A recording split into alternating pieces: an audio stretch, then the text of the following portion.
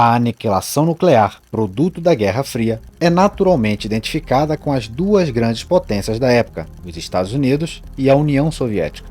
No entanto, esta rivalidade estava sendo ofuscada por outro conflito que mais tarde também se transformaria numa disputa entre potências nucleares: Índia versus Paquistão. Os dois países travaram 3 guerras nos últimos 75 anos e não há uma luz no fim do túnel para as tensas relações entre Delhi e Islamabad. Com a crescente estatura internacional da Índia e a aproximação do Paquistão da China, o conflito entre as duas capitais está tornando-se cada vez mais importante em nível global, pois estamos falando de 1,5 bilhão de pessoas e 2 países que possuem bombas atômicas. Há muitos indícios de que a probabilidade de uma guerra nuclear entre Índia e Paquistão é uma das mais altas do mundo. Mas qual é a origem desta antiga rivalidade? Como isso afeta a situação internacional hoje? Bem-vindo ao dossiê dos anos 20.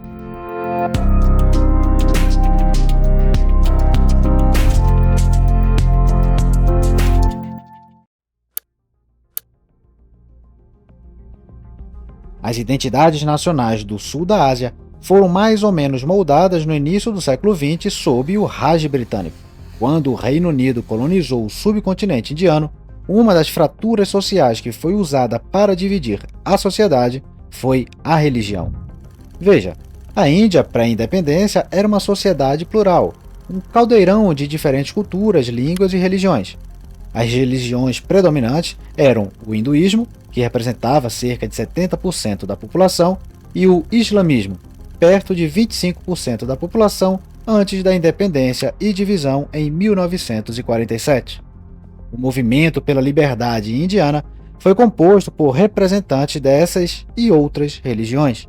Na vanguarda estavam 2 organizações líderes: o Congresso Nacional Indiano, secular mas predominantemente hindu, liderado por Mohandas Gandhi, e a Liga Muçulmana, liderada por Muhammad Ali Jinnah. À medida que o movimento pela independência avançava, Jinnah começou a sentir-se marginalizado, muitas vezes disputando espaço com Gandhi. As tensões políticas continuaram a aumentar entre os dois, espalhando-se gradualmente por toda a sociedade indiana. Com as sementes da discórdia semeadas, as fissuras começaram a aparecer entre a maioria hindu e a minoria muçulmana, levando a uma escalada da violência desde a década de 30 até o final da década de 40. As hostilidades acabaram por se manifestar em discurso político em março de 40, com a aprovação da Declaração de Lahore pela Liga Muçulmana, uma resolução para estabelecer uma pátria separada para os muçulmanos da Índia britânica. Entretanto, a Segunda Guerra Mundial obrigou os britânicos a repensar a ocupação do subcontinente. Os enormes custos e energia gastos durante a guerra para derrotar a Alemanha de Hitler tornaram inviável a manutenção da ordem na Índia para os seus próprios interesses. Foram então elaborados planos para uma saída prematura do sul da Ásia, e uma parte crítica do plano era dividir a Índia britânica em 2 países, acomodando o desejo de uma nação muçulmana separada. Assim, nasceram 2 países, a Índia de maioria hindu e o Paquistão de maioria muçulmana. Mas além da Índia e do Paquistão, havia também um conjunto de 565 principados que os britânicos deixaram à sua própria sorte. Cabia a esses pequenos estados escolher o seu lado, juntar-se à Índia, ao Paquistão ou permanecer independente. A maioria dos principados aderiu voluntariamente à Índia ou ao Paquistão. Os fatores levados em consideração envolviam a localização geográfica e os interesses coletivos. Em geral, os estados de maioria muçulmana cederam ao Paquistão, enquanto os estados de maioria hindu cederam à Índia. Mas houve um principado que se tornou um foco de tensão: Jammu e Caxemira, e este continua sendo, até hoje, o maior fator crítico das relações entre os 2 países. Ao contrário da maioria dos outros principados, Jammu e Caxemira era peculiar por alguns motivos. Primeiro, era um estado de maioria muçulmana com um governante hindu, embora também tivesse consideráveis populações hindu e sikh na sub-região de Jammu. Em segundo lugar, a localização estratégica do estado, fazendo fronteira com a China a leste, a Índia a sul e o Paquistão a oeste, tornou-se extremamente cobiçado por esses 3 países. Terceiro, o governante Hari Singh assinou um acordo de congelamento, pois queria tempo antes de tomar uma decisão definitiva sobre o futuro do estado. A liderança paquistanesa acreditava que Hari Singh poderia eventualmente inclinar-se para a Índia se nenhuma ação fosse tomada. Eles também estavam cientes dos levantes que aconteciam na Caxemira por parte de súditos muçulmanos rebeldes. Então, militantes tribais paquistanesas invadiram e saquearam, com o apoio do Paquistão, a fronteira ocidental da Caxemira em outubro de 47, ocupando regiões e quase chegando à capital, Srinagar. Hari Singh entrou em pânico e pediu ajuda à Índia. O seu pedido foi aceito, mas estava condicionado à assinatura do instrumento de adesão à Índia. Singh concordou. As forças indianas foram então transportadas de avião até a Caxemira para combater as forças invasoras. Em resposta, o exército paquistanês entrou no campo de batalha e assim começou a primeira guerra formal na Caxemira. Após cerca de um ano de combates, um cessar-fogo formal foi declarado em 1º de janeiro de 49, mediado pela ONU. A região foi dividida em duas partes. A Caxemira, administrada pela Índia, abrangia cerca de 60% da região. O território restante foi mantido pelo Paquistão. O cessar-fogo entre a Índia e o Paquistão estava sujeito a resoluções da ONU. Elas recomendavam, entre outras coisas, a realização de um plebiscito para decidir o Estatuto de Jammu e Caxemira, condicionado à retirada completa do Paquistão do Estado e à redução da presença militar da Índia ao mínimo. Nenhuma das condições exigidas para o plebiscito foi cumprida até o momento. Portanto, nunca foi realizado um plebiscito naquele estado. Mas as consultas populares não são incomuns na história moderna do sul da Ásia e foram, de fato, uma forma comum de determinar o destino de alguns territórios disputados durante a independência. As províncias do Noroeste agora fazem parte do Paquistão. O distrito de Sylhet escolheu Bangladesh e o distrito de Junagadh decidiu pela Índia. São todos exemplos de consultas populares. Na verdade, o plebiscito de Junagadh foi um precedente aberto pela Índia com uma situação muito próxima da de Jammu e Caxemira, mas no sentido inverso. Era um principado onde o governante era muçulmano e a maioria da população era hindu. Quando o governante de Junagadh cedeu ao Paquistão, apesar de não haver uma cultura comum ou sequer fronteiras, a Índia interveio e forçou um plebiscito, onde a esmagadora maioria daquela população votou pela união com a Índia. Como o plebiscito em Jammu e Caxemira nunca ocorreu, o destino do antigo principado continuou incerto e foi um foco de novos confrontos. No final das contas, a Batalha de 48 não seria a última guerra travada na Caxemira. A Índia e o Paquistão voltariam a guerrear em 65, estabelecendo os vizinhos como eternos inimigos. As forças paquistanesas lançaram um ataque secreto através da linha de cessar-fogo na Caxemira, numa tentativa de capturar território, levando a Índia a cruzar a fronteira internacional para atacar as bases militares do Paquistão. A guerra foi novamente inconclusiva e, após um mês, foi declarado um armistício mediado pelos Estados Unidos e pela União Soviética. Ambos os lados concordaram em retomar as suas posições anteriores à guerra. Esta foi a primeira intervenção das superpotências da Guerra Fria no sul da Ásia. No entanto, talvez a guerra mais significativa entre as duas nações tenha ocorrido em 71, e desta vez terminou com uma vitória decisiva para um dos lados. A gênese do conflito de 71 não foi a questão da Caxemira em si, mas o conflito civil interno entre o Paquistão Ocidental, dominado pelos Punjab, e o Paquistão Oriental, dos Bengali, ambos separados pelo vasto território da Índia. A luta pelos direitos dos Bengalis começou assim que o Paquistão se formou como Estado, uma vez que a religião era o único unificador entre as duas culturas. Apesar do Paquistão Oriental ter uma população maior, o abismo na qualidade de vida, na influência política e na riqueza econômica entre os dois lados sempre favoreceu o Paquistão Ocidental. Havia até uma restrição cultural, já que o idioma bengali, falado no Paquistão Oriental, não foi reconhecido como idioma oficial pela capital Islamabad. As tensões aumentaram quando a Liga Awami, um partido político do Paquistão Oriental, venceu as eleições em 70, e os partidos do lado ocidental recusaram-se a entregar o poder, gerando perturbação nas ruas. O exército paquistanês interveio em março de 71, usando os distúrbios como desculpa, e invadiu o Paquistão Oriental. Naquele que é visto como um período sombrio e violento dos conflitos civis, o genocídio em Bangladesh resultou aproximadamente 1,5 milhão de pessoas deslocadas, 3 milhões de mortes e pelo menos 200 mil mulheres violentadas. Esta agitação teve repercussões na Índia, com cerca de 10 milhões de refugiados do Paquistão Oriental levados para o país, fugindo do exército paquistanês. A então primeira-ministra da Índia, Indira Gandhi, antecipou-se a um conflito com o Paquistão e começou a reunir-se com líderes mundiais, moldando a narrativa para a Índia em antecipação à guerra. Em 3 de dezembro de 71, o Paquistão lançou um ataque preventivo na fronteira ocidental da Índia e eclodiu uma guerra total.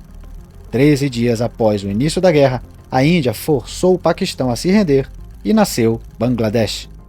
As relações indo-paquistanesas ficaram inexistentes depois de 71, com o Paquistão tentando vingar a perda de Bangladesh. Os inimigos começaram a olhar para armas não convencionais. Apesar da oposição mundial, a Índia realizou seu primeiro teste nuclear em 98, seguida pelo Paquistão no mesmo ano. Dadas as capacidades nucleares recentemente adquiridas, foi motivo de grande preocupação quando a Índia e o Paquistão entraram em confronto novamente em 99, desta vez numa região da Caxemira chamada Kargil. Embora esta não tenha sido uma guerra completa como a de 71, a ameaça de cruzar a linha nuclear era assustadora. No entanto, o conflito de curta duração terminou com uma mudança mínima de território, mas provou que uma guerra convencional abaixo do limiar nuclear é possível. Agora, embora os conflitos militares tenham sido os pontos altos da relação indo-paquistanesa, surge a questão: por que é que não foi buscado o diálogo? A resposta, em teoria, é simples: falta de vontade política. Mas há um contexto mais amplo por trás disso. A Índia e o Paquistão começaram com sistemas políticos e jurídicos transmitidos pelo Raj britânico, mas gradualmente divergiram. Ambos os países estabeleceram democracias federais e começaram com primeiros ministros fortes: Jawaharlal Nehru, na Índia, e Mohammad Ali Jinnah, no Paquistão. Enquanto Nehru permaneceu como primeiro-ministro até sua morte em 64, dando-lhe 17 anos para estabelecer os alicerces da nova nação, Jinnah faleceu em 48. A preocupação do Paquistão com a Caxemira permitiu que o exército daquele país tivesse projeção nacional no debate político e econômico, ao contrário dos homólogos indianos. Como resultado, a democracia indiana permaneceu praticamente intacta, exceto durante um breve período de instabilidade política entre 75 e 77, quando foi declarada uma emergência nacional. A democracia paquistanesa enfrentou forte oposição do seu aparato estatal. O Paquistão teve 3 golpes militares na sua história e passou mais de metade dos seus 76 anos sob ditaduras militares. Além disso, nenhum primeiro-ministro paquistanês cumpriu um mandato completo de 5 anos. O impacto de uma liderança tão instável tem sido a falta de um diálogo eficaz e praticamente nenhuma continuidade política dentro da liderança civil, uma vez que qualquer política de paz precisa do selo de aprovação dos militares. E dados os interesses próprios da caserna, uma política de paz com a Índia não é das mais fáceis de estabelecer. O aspecto econômico da rivalidade indo-paquistanesa começou a desempenhar um papel cada vez mais central na dinâmica do poder, predominantemente devido ao crescente abismo entre as economias da Índia e do Paquistão. Atualmente, a Índia é a 5ª maior economia do mundo, uma das que mais cresce e ainda faz parte do BRICS e do G20, enquanto o Paquistão está à beira da falência. No entanto, nem sempre foi assim. Como as coisas chegaram a esse ponto? Imediatamente após a independência, a Índia, cautelosa em relação ao capitalismo e moldada por uma liderança fortemente inclinada ao socialismo, inspirou-se mais no modelo soviético, embora oficialmente permanecesse não alinhada. O objetivo era a autossuficiência. Isto significou que, a partir da década de 50, o Estado assumiu o controle de tudo, desde o aço, a mineração, a água, telecomunicações, os seguros e, o mais importante, os bancos. Um sistema bancário forte e robusto é fundamental para uma economia forte. Os bancos indianos, controlados pelo governo, com facilidades pouco repartidas e sistemas de crédito ineficientes, não entregaram resultado. Além disso, um crescimento impulsionando politicamente títulos ruins levou à estagnação gradual da economia indiana. Em 1950, a Índia tinha 430 bancos comerciais. Em 1980, todos os bancos da Índia foram nacionalizados. O socialismo tornou-se tão enraizado no ethos indiano que acabou sendo consagrado na Constituição. O resultado? Quando a Índia foi forçada a pedir apoio ao FMI em 91, o fundo forçou a Índia a liberalizar sua economia e as taxas de crescimento voltaram a subir. O Paquistão começou com uma abordagem diferente. Aproximou-se dos Estados Unidos logo após a independência. Economicamente, a economia do Paquistão era muito mais aberta do que a da Índia, e com assistência americana, a economia cresceu. Na década de 60, o Paquistão era um dos países com crescimento mais rápido na Ásia, se não no mundo, com cerca de 6% de crescimento, impulsionado por uma política econômica centrada na indústria de transformação, um programa de crédito rural e reformas agrícolas. Os problemas políticos do Paquistão começaram gradualmente a pesar sobre a economia de forma mais significativa entre 78 e 88, quando o ditador militar Muhammad Zia-ul-Haq islamizou a economia. Indústrias incipientes como o cinema e a música foram efetivamente encerradas para cumprir a sua interpretação da Sharia. O crescimento econômico estagnou e jamais se recuperou. O PIB per capita do Paquistão foi superior ao da Índia até 2010, até que a liberalização econômica na Índia, iniciada em 91, a colocasse na frente. A economia indiana hoje está muito mais aberta à empresa privada e ao investimento estrangeiro, com importantes iniciativas governamentais como a Interface de Pagamentos Unificado, UPI, uma infraestrutura de pagamentos digitais projetada para trazer o maior número possível de pessoas para o sistema bancário formal, um vibrante ecossistema de startups, uma forte indústria farmacêutica e de TI e um setor industrial em crescimento. Com tudo isso, a Índia está preparada para um futuro econômico melhor do que o Paquistão na próxima década. Embora ambos os países ainda hoje lutem contra uma pobreza substancial, a direção coloca a Índia numa posição muito melhor do que o Paquistão. A rivalidade indo-paquistanesa de décadas levou os países a alterar, se não a reverter, as suas alianças. Desde o início, a Índia procurou permanecer não aliada com nenhum dos lados, mas tinha relações estreitas com a União Soviética. O Paquistão, por outro lado, começou a trabalhar em estreita colaboração com os Estados Unidos como seu principal aliado. Os americanos precisavam do apoio militar do Paquistão para as suas operações na Ásia, como a guerra no Afeganistão, e, como resultado, continuaram sendo o principal financiador militar do Paquistão. Mas com a captura de Osama Bin Laden no Paquistão, a relação desmoronou e os Estados Unidos inclinaram-se para a Índia, impulsionados por denominadores comuns na democracia secular, oportunidades econômicas e, acima de tudo, pelo desafio colocado pela China. Embora o Paquistão sempre tenha tido uma relação cordial com a China, após o estranhamento com os Estados Unidos, o país começou a ser dependente da China, tanto econômica quanto militarmente. Isto é impulsionado por um interesse estratégico comum contra a Índia e por um interesse mútuo na Caxemira. Embora tanto a Índia como o Paquistão reivindiquem todo o estado de Jammu e Caxemira, há partes de Caxemira que até a China reivindica e que controla de fato. Esta parte da Caxemira controlada pelos chineses, ou Aksai Chin, também tem sido um ponto de disputa entre a Índia e a China. Neste triângulo, a China e o Paquistão aproximaram-se para apoiar as reivindicações um do outro. O Paquistão cedeu voluntariamente partes da Caxemira que administrava a China em 63. Isto, claro, foi condenado pela Índia e apenas serviu para manter frias as relações com os chineses, apesar da dimensão do comércio entre eles. A China também fez do CPEC, o Corredor Econômico China-Paquistão, a peça central da sua iniciativa One Belt One Road. O CPEC liga a Caxemira administrada pelo Paquistão ao seu porto de Gwandar, no sul, com infraestrutura industrial, e tem sido contestado pela Índia. Até hoje, a Caxemira continua sendo o maior espinho entre a Índia e o Paquistão, e o resultado desta disputa é um enorme potencial desperdiçado para o comércio entre os dois países. De acordo com algumas estimativas, o comércio entre a Índia e o Paquistão poderia ser de 37 bilhões de dólares, em comparação aos medíocres 1 a 2 bilhões de dólares atuais. O que vem a seguir? Tanto a Índia como o Paquistão têm uma composição étnica semelhante, culturas, gostos e também problemas muito semelhantes. Isto constitui um excelente argumento para a normalização das relações, talvez impulsionada pelo aumento do comércio bilateral. uma interdependência econômica aumentaria os custos de uma agressão militar e aumentaria a produtividade regional. Isto é exemplificado pelos blocos comerciais regionais como a ASEAN e a União Europeia. Mas à medida que a situação atual se arrasta, a diferença em termos de poderes econômico e militar deverá aumentar a favor da Índia. Posteriormente, é menos provável que a Índia seja obrigada a fazer as pazes com o Paquistão, mantendo elevada a probabilidade de conflito militar.